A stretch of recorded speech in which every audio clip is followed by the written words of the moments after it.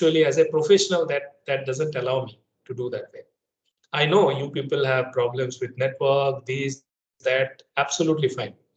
But at the end of the day, if you take the pain to listen to the lecture, work hard on the lectures, and then get the essence of what has been taught in the class, then at the end of the day you will be the winner only, right? So that's my request. So first is to be punctual in the class, second is to attend all the lectures, third is to perform all the tutorials, and number 4 is study at least an hour in every week, right? All the lecture notes and all, just go through them once. And this should be true for all the subjects. That is number 5, right? And if you do that, you will see that your grades are improving, and your content is improving, your confidence is improving. I saw many of you are facing issues with your confidence, and confidence is going down because you are not working hard. And it's a very important aspect. You need to be a very confident person, confident professional, in order to really, say all of you will be in a leadership role at some point of time. Now, if the CEO of the company is not confident, you can understand what happens to the company, right? There are many failures because of this sort of things, right? So your study, your knowledge base, whatever is the subject is, whatever career you choose, any subject, if you don't do well in your life, that in confidence you carry, and you have that in your brain, embossed that I did not do well in that subject, right? So please keep all this. These are all professional advices, by the way. I just don't want to give any gyan to you. This is what I try to follow myself. Make sure that every day I work hard. This lecture is there since yesterday night. After finishing the quizzes for 90 of you, I'm just going through all the lecture notes again and again, so that I can deliver a very good lecture to you, to inspire you in studying heat transfer, right?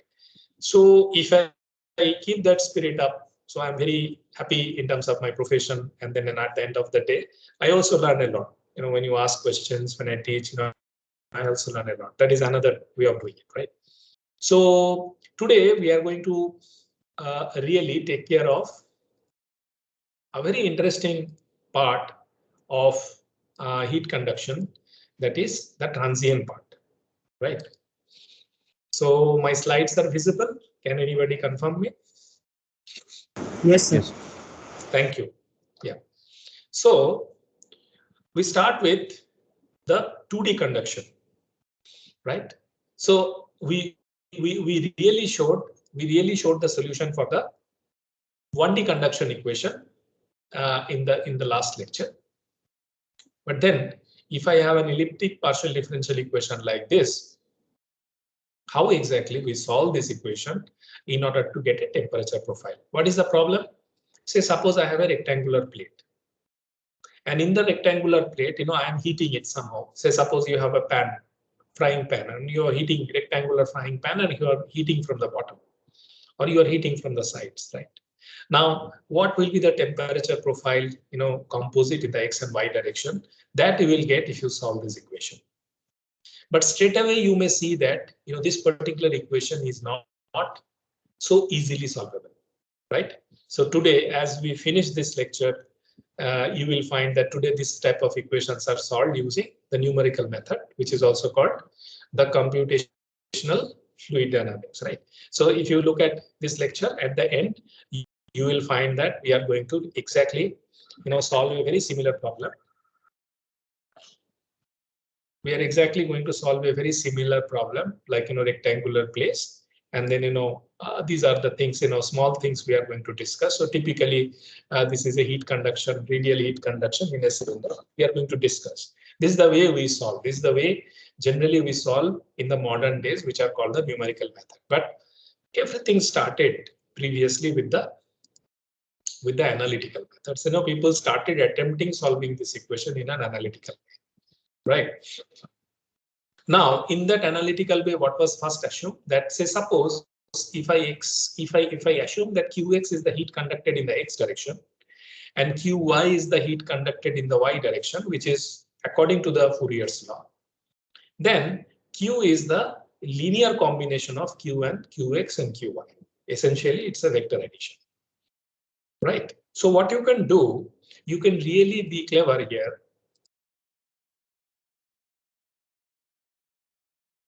in order to assume that you have a solution.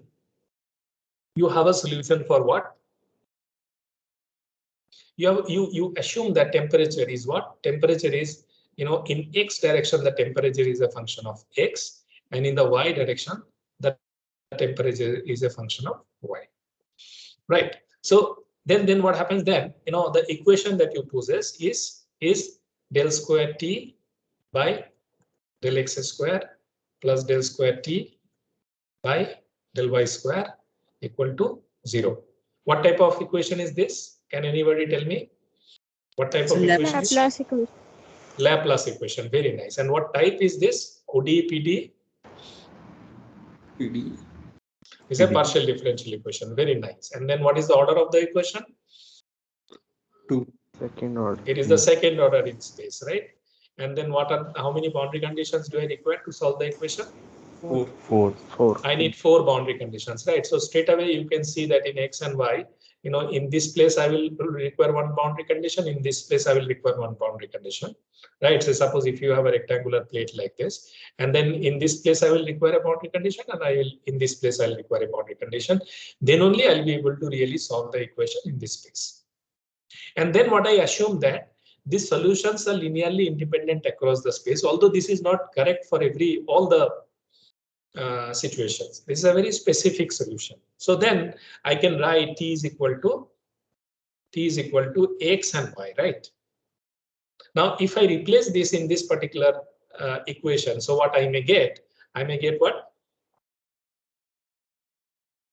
I may get the solution as, say, y into del square x by del x square, right? Plus x into del square y by del y square equal to 0, correct? Is it correct? Can somebody confirm me? I have done it correctly. Yeah. Yes. Now, if I divide this by xy, so what I get? 1 by x, okay? Del square x by del x square plus del square y by del y square 1 by y equal to 0. Now this I can write in a very simplified manner that 1 by x del square x by del x square is equal to minus of 1 by y del square y by del y square. Is that correct? So this method is. What is that? This capital X and capital Y, like is temperature basically, right? I'm assuming temperature to be a solution of x and y. So this is a linearly independent solution. I'm assuming in this space x, I have a solution in the x for temperature, and I have a solution in the y for temperature. Okay. So this method is called the separation of variables, right? Separation of variables. So what I have done, I have already assumed that temperature in x varying independently and temperature in y varying independently, and then I'm assuming a solution x and y. T equal to x, I'm assuming a solution, and then that solution I'm imposing. You can also consider a power series here, no issues. For the time being, I'm just assuming this solution and I'm imposing on top of this to get this. And then what I say that this is equal to lambda square. Right? So if I do that, you will see that straight away I get 2 equations. One is 1 by x. Now you see that I am converting it to ordinary differential equation. D square x by dx square equal to lambda square. This is my equation 1. And then I have got 1 by y, d square y by dy square is equal to minus lambda square. Okay. So essentially, one partial differential equation here is converted into what? Converted into a pair of ordinary differential equations, right? So now let me go back to the slide. So you may see here exactly this thing has been done. So I assume a solution to be this. X is a function of x and y is a function of y. And then I impose this solution to get where lambda is called the separation constant, and I end up getting two ordinary differential equations. I did not have solution for this, analytical solution for this, but for this, I definitely have a solution. And for each one of them, I have a solution, right? Now that solution depends on three, there are three possibilities. Lambda square can be 0, lambda square can be less than 0, lambda square can be greater than 0. Say suppose lambda square is 0. What will be the solution? Can anybody tell me? What will be d square x by dx square? What will be the solution if lambda square is 0? Linear. So x will be a linear equation. Linear equation. So you straight away see there is a linear equation. This is a linear equation, right? Y equal to linear equation, and what is t? T is equal to, I know that x into y, right? So you see that t I write as Cx equal to C1 plus C2x, y equal to C3 plus C4y. So my temperature profile is C1 plus C2x and C into C2, C4 plus C3 plus C4y. It's a very simple solution, and that profile will be coming here. Now, how many boundary conditions do you require in order to get an analytical solution for this? 4. 4 boundary conditions are required, right? Say suppose at t equal to t1, y equal to 0, t equal to t1. Okay. At y equal to a, say y equal to 0 is this level, t equal to t1. At y equal to h, you have a function. Say suppose tm sine pi x by w. Just arbitrarily some. It is in addition to t1, an arbitrary function is given. It can be t2 also there, right? Now at x equal to 0, you have t1, and at x equal to what? At x equal to h. Sorry, at x equal to w. So this width is w, this height is h. So at y equal to h, you have this function. At x equal to w, you have t1. So this is t1, t1, t1, and this is some sort of function. Now, if you replace all the 4 boundary conditions into this equation, you are able to get what? C1, C2, C3, C4. All 4 you are able to obtain. Okay, so you have the temperature profile. Now, say suppose lambda square is less than 0. Okay, so in that situation, you have a solution as x equal to C5 e to the power minus lambda x. So lambda less than 0 means you have here a minus sign and here you have a plus sign, right? So in that situation, you can see the solution, the ODE solution, comes out to be like this, and your temperature will be a little bit more complicated function like this. Whereas lambda square greater than 0, you may see that y solution goes here as a x, and x solution comes here as a y, and you get another set of solutions. So based on the sign of this lambda square, you may obtain 3 different sets of, based on the magnitude and the sign of lambda, you may obtain 3 different sets of solutions. And then you have these boundary conditions. If you enforce this boundary condition, in this case C9, C10, C11, C12, in this case C5, C6, C7, C8, you can really evaluate them, just by enforcing these boundary conditions. Even easier if you convert this t boundary condition into theta. So if t minus t1, if you define theta is equal to t minus t1, so theta becomes, you just replace here. So this equation becomes what? If I use theta equal to t minus t1, what will be the equation? How will be the Laplace equation look like? Say del square theta by del x square plus del square theta by del y square, right? So I will have an equation like, in this sort of situation, I will have an equation like, say the transformation will be what? Del square theta by del x square plus del square theta by del y square equal to 0, right? And then I will have this set of boundary conditions. I'm just taking t minus t1 into which place? Here, right? And then what will happen at the end of the day? So, for t equal to t1, theta equal to 0. So I will have 4 simple boundary conditions, like it has written here, here, here, and here. I know this will be representing this set of boundary condition will be represented here. Right? So I can really solve those equations also in terms of theta. Okay. Now, this is the first framework, which is much easier, and I am assuming that there is a linearly independent solution. Now, you may see that the analytical solution. So here I am attempting what? I have just given one example from the book that in this case, I'm trying to evaluate all the constants, right? So all the steps are given that for these 4 boundary conditions. So here you may see that a boundary condition T2 is chosen. And then from there, you may see that this T2 is nothing but, this Tm, sine pi x by w. So all those things are replaced. And you will see that you have evaluated C9, C10, C11, and C12. All 4 constants you have evaluated. And if you plug back in, and if you do a little bit of mathematical jugglery, finally you are going to, all the steps are given. Please do it.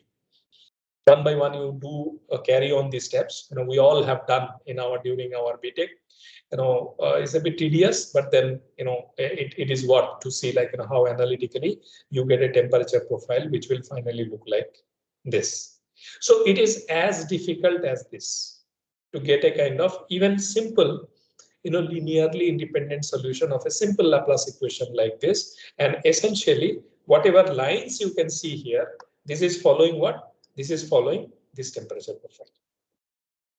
So you can go for all. You can go for lambda square less than 0, lambda square greater than 0, following all these processes. Just do these calculations on your own and get these equations done for your practice. Now the same thing, see earlier this equation was like Laplacian, right? So what type of partial differential equation was this? What type of partial differential? It's an elliptic, right? Now, say suppose you are looking for an unsteady state conduction, right? So what type of equation is this? This one? Parabolic. Yes. Parabolic. So this one is a parabolic equation, right? It's a parabolic PD. Linear, non-linear? It's a linear or not? It's a linear parabolic PD, right? Now, say suppose if in the beginning itself I enforce the t minus t1, so I will end up getting this from here. Just enforce it. You will see that all t will be replaced by theta. And then what I can do now? How many conditions do I require in order to solve this problem? How many conditions do I require? 3 conditions, right? So 2 in what? 2 in x and 1 in tau, right? So I need 3 boundary conditions. So here you see that at t equal to 0, right? And x equal to 0 and x equal to 12. These equal signs actually holds the boundary condition, right? So what is that? Theta equal to theta I, that is ti minus t1. Okay. And at theta equal to 0, what? At x equal to 0, tau greater than 0, theta equal to 0, and at x equal to 12, that means theta equal to 0 means t equal to t1. So at x equal to 0, this is also t1, and at x equal to 12, this is also t1. This is what is meant by these 3 boundary conditions. Now, from the previous wisdom, what should we do?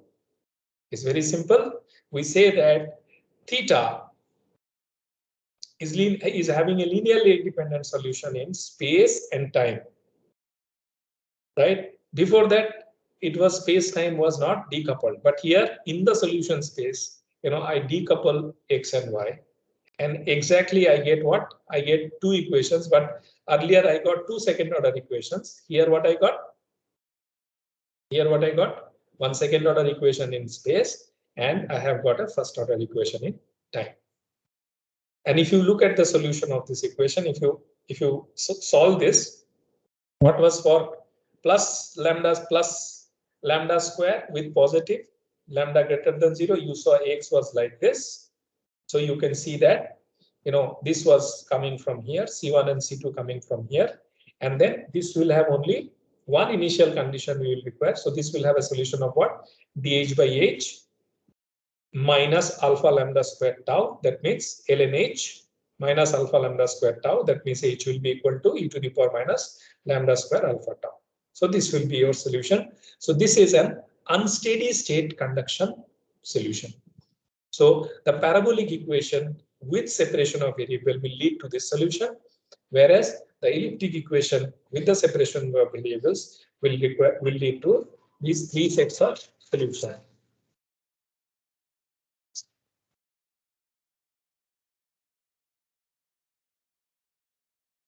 Sir, in this equation, what does lambda square represent? Like, what's the meaning of lambda square?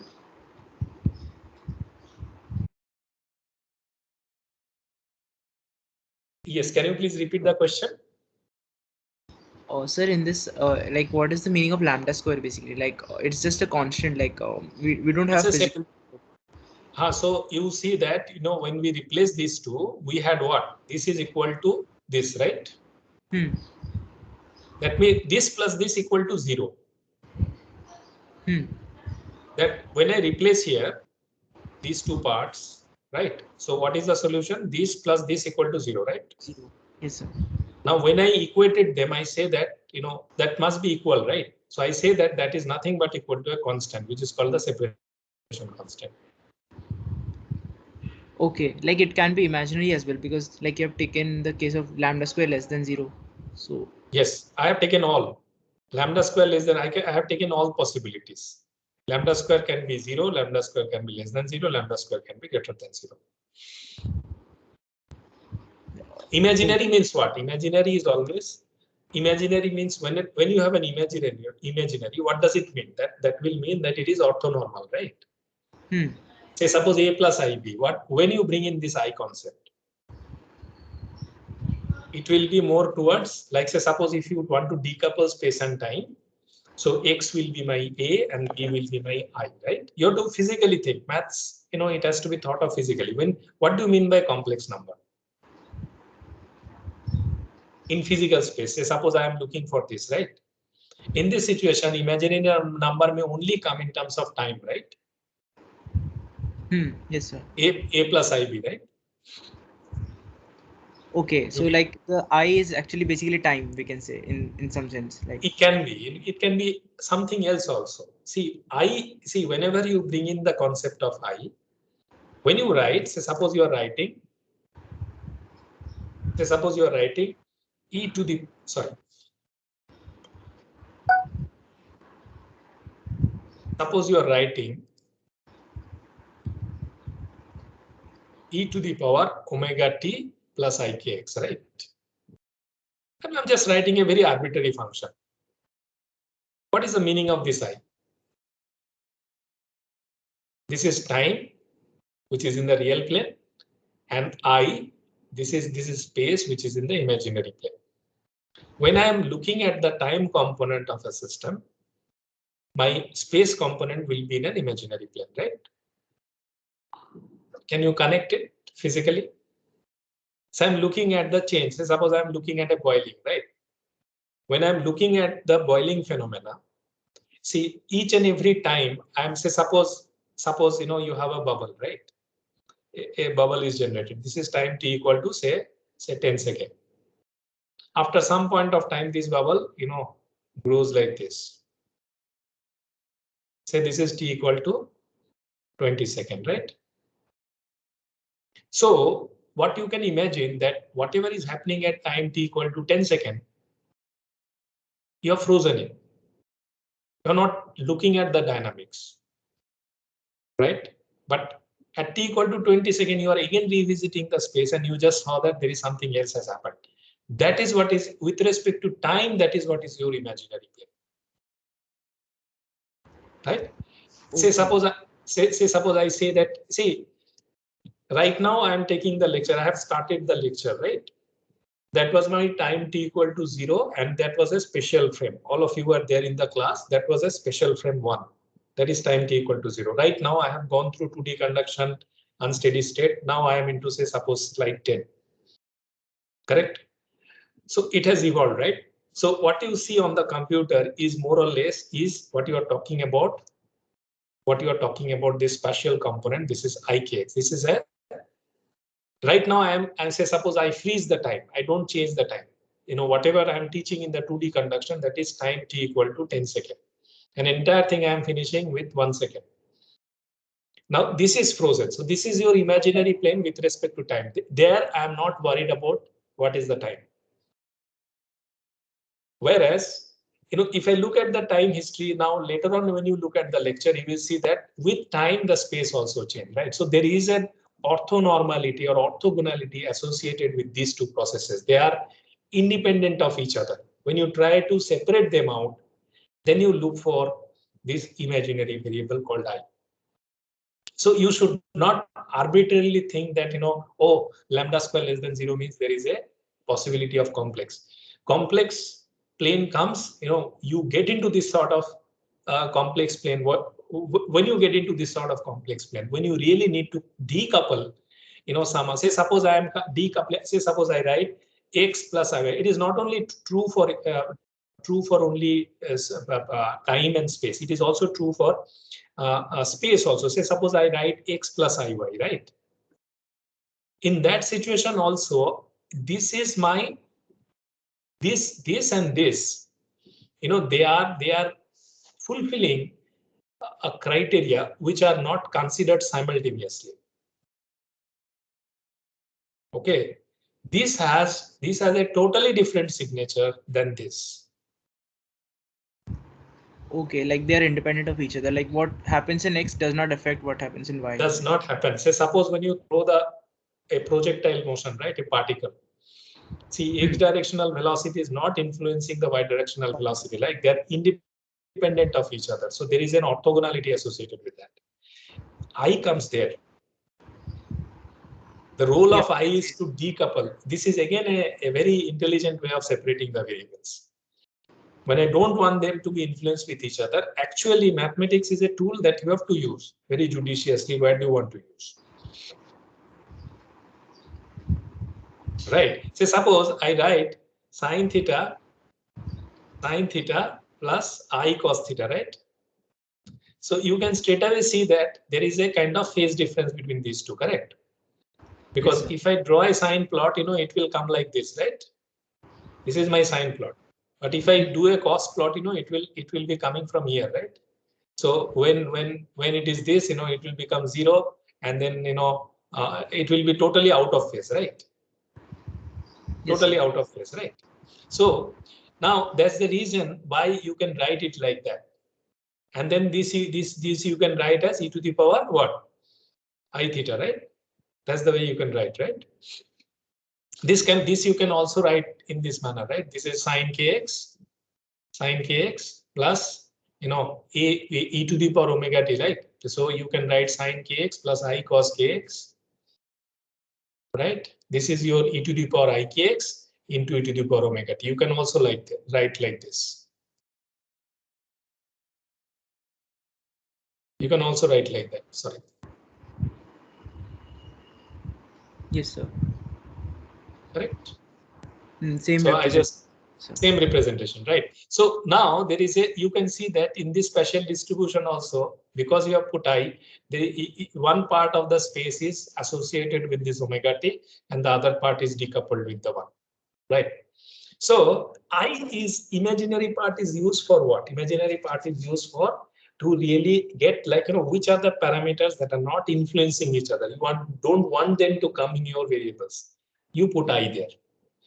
So you have to be very careful here when you are going for this imaginary part here, right? Okay. Now, second question is that when now lambda square is a separation constant, right? I'm assuming this to be equal and constant, which may not be the case, which may not be the case in reality. Am I clear?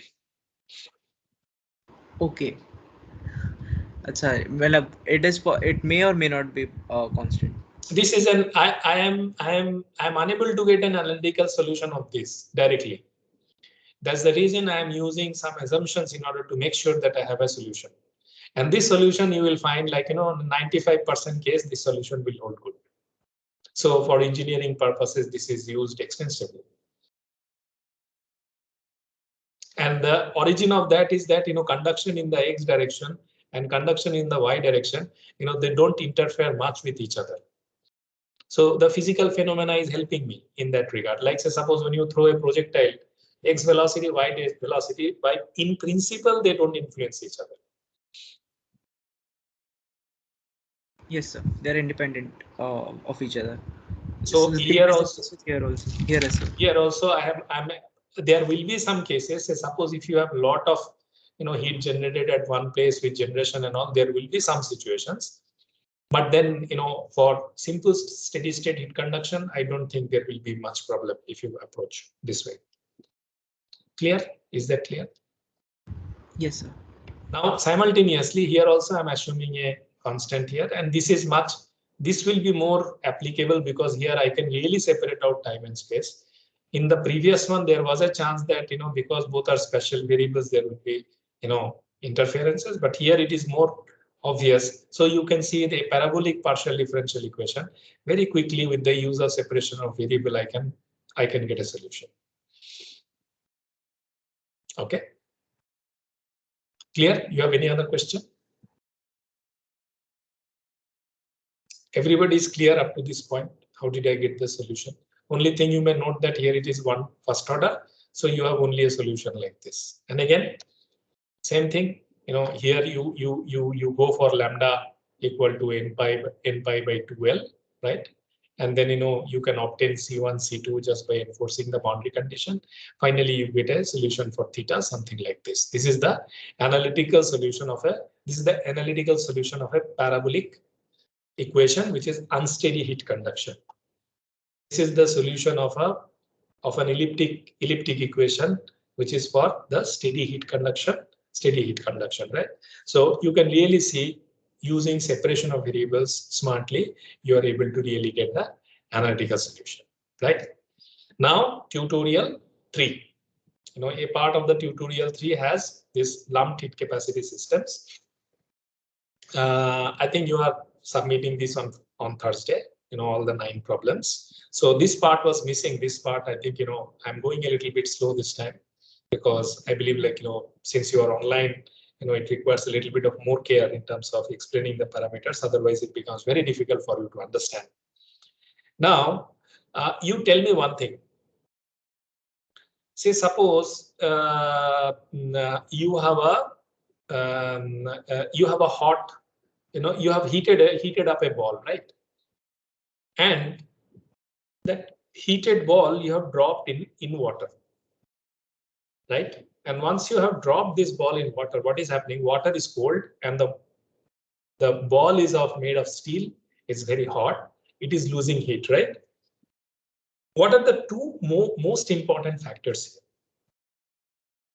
You tell me a couple of factors which are very, very important. Give me a cue that what are the two most important factors here? Quickly. The material of the ball. Storage. Very nice. Why did you say material? Heat storage is one very, very important factor. Yeah. Why did you say material? A little bit more depth. So material would actually determine how conductive the ball is. If it is made of metal, then its dissipation will be better, and if it is something like plastic or something else, so maybe the dissipation will be a bit slower. So see, you should not first use the word dissipation, right? Dissipation is a very different way. It's a diffusion. The word you want to say here is diffusion, right? Dissipation and diffusion are two different processes, okay? Don't use the word dissipation. Dissipation has a completely different meaning. Dissipation has a correlation with order to chaos. Okay. Something which is, suppose, in a crystal structure, right? Say I have a crystal of oxygen at low temperature, say minus 500 Kelvin, right? I have a 0 Kelvin, right? Say minus 500, say 0 Kelvin, right? Then I have a crystalline oxygen. Now, say suppose if I just heat it up to say 500 degrees centigrade, correct? Now, if I heat it up to 500 degrees centigrade, then this difference, once you heat up, the crystal structure getting destroyed and the molecules are becoming chaotic. this has a correlation with the dissipation, right? Whereas, say, suppose if you have a solid particle, solid object, and in the solid object, if you are putting heat, the heat is getting transferred. That is a diffusion process. That is not dissipation process, right? Okay. Now you may say that the solid is there and the liquid is just beside. So the solid is transferring some heat into the liquid, and the liquid is getting like, some sort of convective flow. There is a part of the dissipation, but before the dissipation, whatever we have done up to this point, Newton's law of cooling, Fourier's law, these are all diffusion mechanisms. We did not talk about the entropy yet. We did not take into account the entropy yet. It will come in a different way, you will see. As you learn fluid mechanics, you will see it will come in a different way in the energy balance. Okay, so yes, let us not get into the terminology called dissipation. That is a diffusion, right? Somebody said storage, right? Somebody said storage. Who said storage? Sir, me, sir. I Yeah. said storage. Yeah. So what are the two most important factors? Sir, the ball will store the heat energy. It will accumulate the heat energy, and whatever heat energy it has accumulated, it will transfer the heat energy by the process of convection to the water.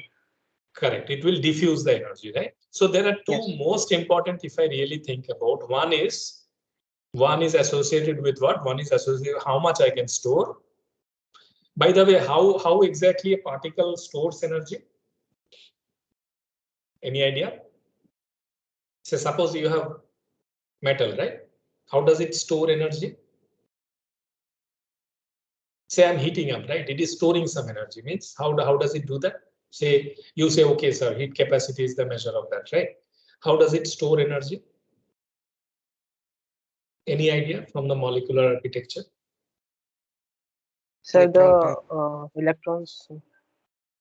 How is it storing the energy? How is it storing the energy? Probably the electrons get excited at to some extent, and then like during that excitation state, energy is stored, and whenever it is need to be transferred, that they de-excite and move to the next. That energy. But that is absorption and emission, right? In the form of kinetic and potential energy. Very nice. Yes. So you see, it was molecules, say suppose carbon dioxide, right? It was rotating. The moment you put energy, what happens? It will start rotating even at a higher speed, right? Some molecules have like, this wagging, scissoring motion, right? So these types of, so very nice, who gave this answer? Excellent answer. This is where I believe, like, who gave this answer that this increases? Saurabh. Saurabh, fantastic answer, Saurabh. So you can really now visualize, everybody can visualize how the internal energy of the system is increasing. So you have all sorts of molecules who are in translation, this, that, and all. Moment you put some energy, what happens? Those part increases. You are essentially, so that's the reason why this is correlated to the internal energy. Nobody asked this question to me. When I taught in the last class in the energy balance, why did I put this as an internal energy component? Because internal energy is your total budget. In that heat, a part of heat is not available, a part of heat is available to you, and the entire work is available to you for engineering work. So you make use of the part of heat for your work, and then you look forward to increase the amount of work in order to make sure that you have engineering output. So moment you heat up a system, what happens? A part of it increases its internal energy, and that's a transient process. Whereas now you know that it is not only going to increase, as somebody was telling, it is also going to get diffused. There are two mechanisms of diffusion. One is through conduction, it may diffuse, and then it can also diffuse with the help of convection. So conduction is called the natural diffusion process, whereas or molecular diffusion process, whereas convection is called the forced diffusion process.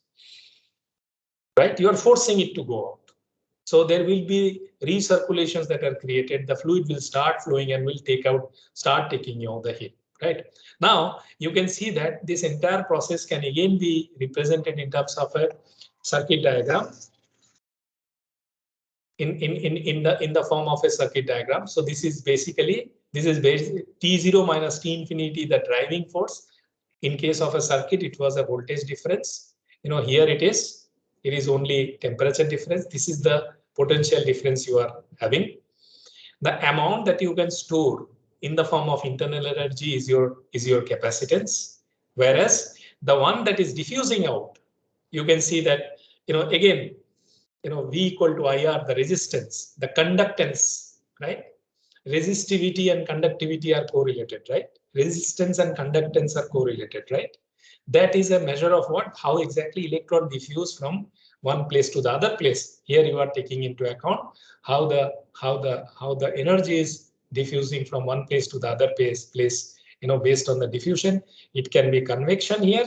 You can add another one if you want to really add this conduction also, you can add in series with the conduction also. Right? So you can draw an equivalent circuit where the capacitance is in parallel to the resistance of the process, and these two are, either it is going this way or it is going that way. So less is capacitance, more will be the diffusion from this process, right? So you can see, you can write a kind of this equation we wrote in the last class without, explaining much. Without explaining much into the whole process, right? So you can see that HA delta T, which is, say, I am assuming that this to be metal, so highly conducting medium. Immediately, as I really put the hot body into water, immediately it dissipates to, it diffuses to water, right? Now, once it goes to water, from there, it just convects out.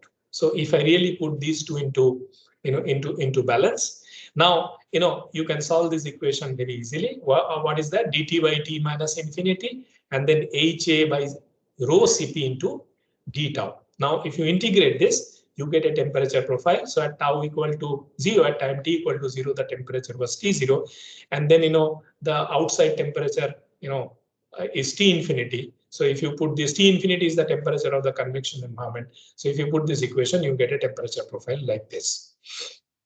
Here you get a constant called HA by rho Cv.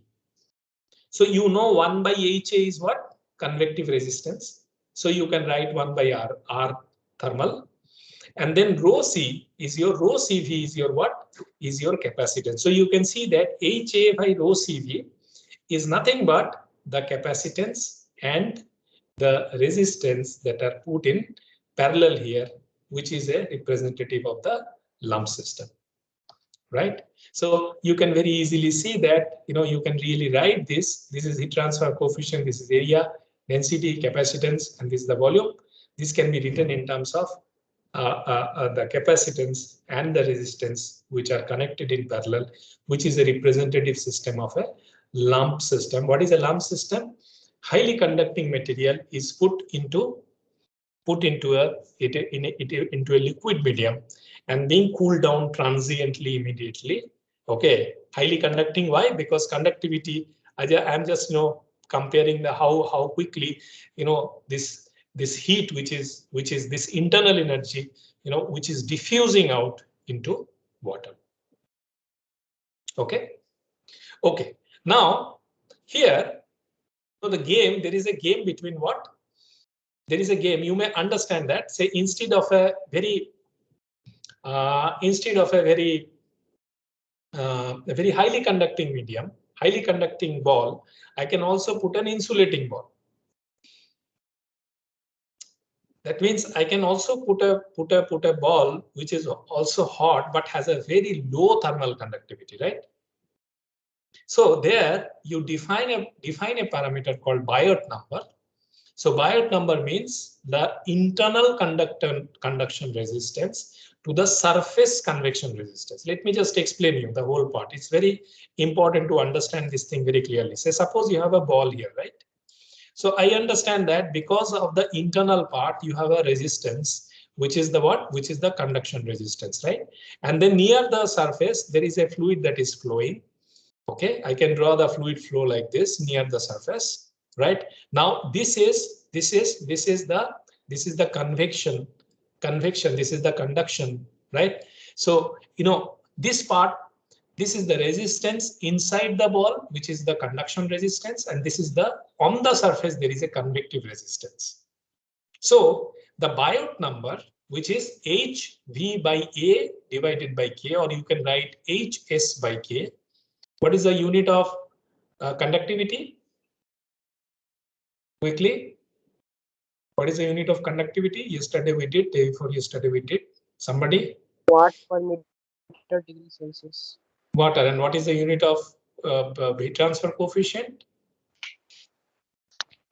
Sir, watt per meter square degree Celsius. So there is a difference of a unit of length, right, between these two. Now this length is defined as V by A, that is surface to volume ratio, right? Volume to surface ratio. V by A, say for a sphere 4 by 3 pi r cube divided by 4 pi r square, right? Now this S is a length. If you multiply HS by K, this leads to what? What will be the dimension of this particular parameter in a club parameter, or we call a Biot number? What is the dimension of this Biot number? Dimensionless. Huh? This is dimensionless, right? So you can get a dimension number HS by K, right? 1 minute. Huh? There's so many phone calls.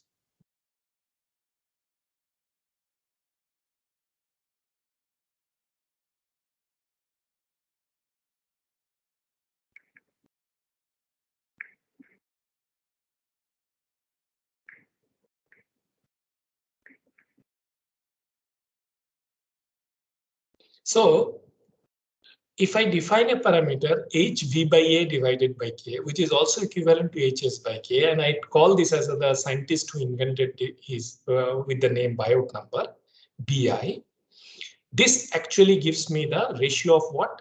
Internal conduction resistance divided by the surface convection resistance. So delta X by K is your what? Is your 1 by H. Right, and 1 by H is your convection, right? So if you do that, if you take the ratio of those two, you will ultimately get Biot number. And it is said that if you have this Biot number is less than 0.1, then only you will have a lump system. Okay, what is the recipe here? When is it less than 0.1? Say suppose when it is very small, essentially what it is saying that it is very small, right? When it is that, so when the conductivity is either conductivity is very high, okay, or heat transfer coefficient is very low. These are the two situations where you get a lumped. Some examples are also given here. You just check these examples. Different numbers are coming up. Now, the moment you are given this sort of system, what you need to do, you need to put the ball in the water and check first the Biot number and check that whether it's a lumped system or not. Now, moment you have a lumped system, you can straight away apply this formula to get the temperature profile, and in that you will get a kind of balance between the conduction resistance and capacity behavior of the object that you are trying to go through, right? Nice. So I hope all of you will be able to really solve those problems that are given until if you study up to this. Now you can see that the same situation. Earlier we took a very simple boundary condition here, right? Sorry, what is the equation here? Yeah, right. Yeah, parabolic one. So here we took much simpler set of boundary conditions just to start with, just to start the game. The boundary conditions can be more tricky, right? Like say suppose a situation I have given that this is temperature T1, but then at time t equal to 0, here I have given a boundary condition like this, which is called the, what type of boundary condition is this? Does anybody know? This type of boundary condition is called what? This type of boundary condition is called the heat flux boundary condition, right? By the way, what are the different types of boundary conditions possible? Can anybody tell me? Number one is called the Dirichlet or Dirichlet. That means set t equal to t0. This is a straight away you have a number that is called the Dirichlet boundary condition. Okay, Dirichlet, Dirichlet boundary condition. Number two is called the Neumann boundary condition. Okay, where you get a flux, say suppose dt by dx equal to 0, right? At x equal to 0, dt by dx equal to 0. So this type of boundary condition is called the Neumann boundary condition. And a combination of, say suppose if you have at x equal to 0, say you have, say suppose t equal to t0 plus dt by dx, right? So this type of boundary condition is called the Robin boundary condition. There are three different types of ways, like you have boundary condition, Dirichlet, Neumann, and Robin, based on three different scientists' names, right? Now here, so what type of boundary condition do I have here? I have a boundary condition of, this is my, what type of boundary condition is then this one then? Anybody? Just now, whatever we have discussed. This is a Neumann boundary condition, right? This is a Neumann boundary condition. Now, so if you have an equation like this, you can also have a solution in terms of, these are called error function. Later on, it was formulated in terms of error functions. These are all very accurate, analytical solutions. So if you set up this problem like that, you can get a solution like this in the form of the error functions, right? And then in the error functions, what you can do, you can really apply this sort of boundary conditions to get more complicated analytical solution like this. This is for a transient flow in a semi-infinite solid. These solutions are as accurate as the numerical solutions, right? Just to show you that this sort of things has happened, and you can get a profile like this in terms of, say, this error function, this is the temperature difference, and you get a profile like this. To give you an idea, like where exactly people have done, I think 300. I think these are all post-industrial revolutions and 1700. 300 years of research is there. Any geometry and all, people have tried, like to give lot of different types of solutions. So you can see that this is also with respect to time. The same solutions are given with respect to time. Just go through them for your example. Say you see that this is 0.1, 0.05, and people have done solutions in terms of error function. So this is another one, right? So this is with another boundary condition. So here what we applied this as the initial condition, right? And then here you see the condition is changed like this. So you have a different solution like that. You need not go through the details of that. Just take care of, like look at the profiles, and then from there you just try and judge, like how much advanced this particular subject is, right?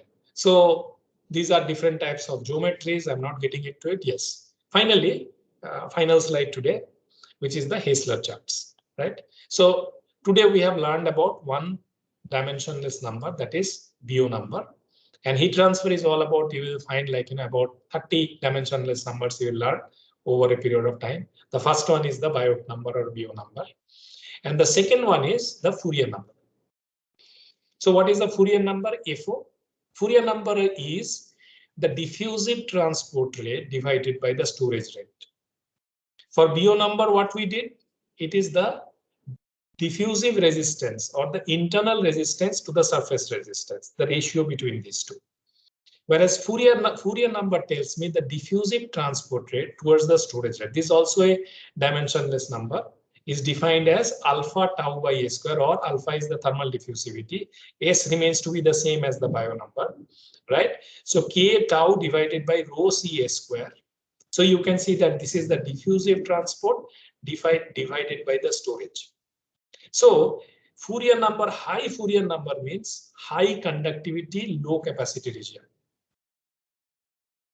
right? Low Biot number means it's a lump system, right? So if I look at this particular chart, you will find the x-axis is my Fourier number, y-axis is my temperature, and these are different lines with different Biot number. People can pronounce biot, and that's why I'm using sometimes bio, sometimes biot, so that you remain flexible in that direction. So if I go towards this place, I will have more lumped system, right? Now in the lumped system, my Fourier number is low. That means you will see the storage is high and diffusive transport is small. Correct? So I may expect that temperature to sharply drop, right? Whereas in case of high Fourier number, I can expect that diffusive transport is higher, storage is less. So you may find like temperature for temperature falling down. Say suppose 1 theta by theta 0 by theta I means 1 means whatever is that time t equal to 0. So you may find that it is going down. It is going down. The slopes are much smaller. You may find, right? So this particular chart actually tells you what will be the change in the temperature under what lumped heat capacity condition. Under the conditions of what, this is the zone where you will have the more storage, less diffusion, and here you will have less storage and more diffusion. Highly conductive systems, right? Highly capacitive systems, right?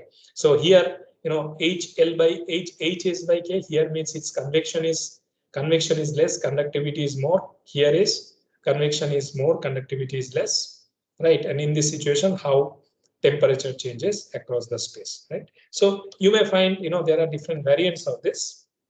This is for low Fourier number on a plate, different geometries. People have worked out really hard in terms of, having with respect to Biot number, with respect to Fourier number, you will find numerous plots like this. This is for cylinder, right? At different R by RO. Now, when you go and do the problems, you will find that these plots will be given to you. So rather than using these equations, you are going to use these plots in order to really identify what is the solution. Or from the plots, you will identify the variables, you plug into the equations and you will find the solutions. You just need to know which equation is applicable for which geometry, under which condition, it is steady state, transient, this, that. You just need to know. You need to have the table in your mind that, okay, this equation, this problem means this equation means this chart. If from this chart, I just need to plug in the values, and from there, I have to identify the solution. Great. So up to this point, I finished today. So, that you will do some tutorials, and from there, things will become much more clearer. Yeah. Any question you have?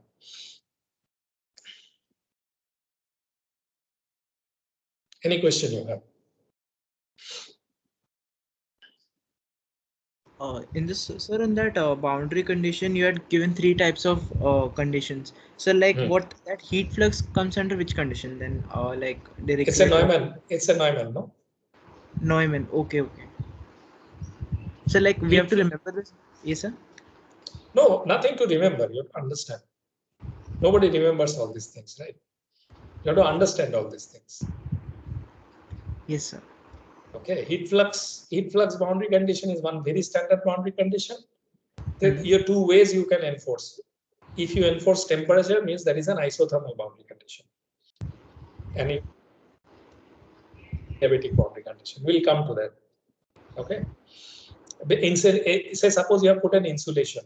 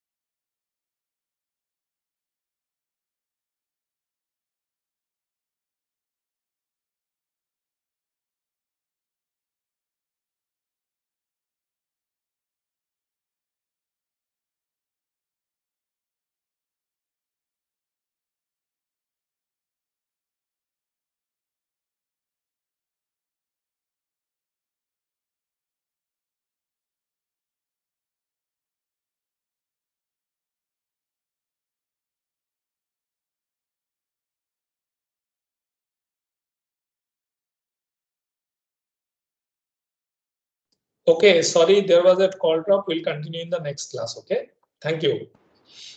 Okay, sir. We can continue.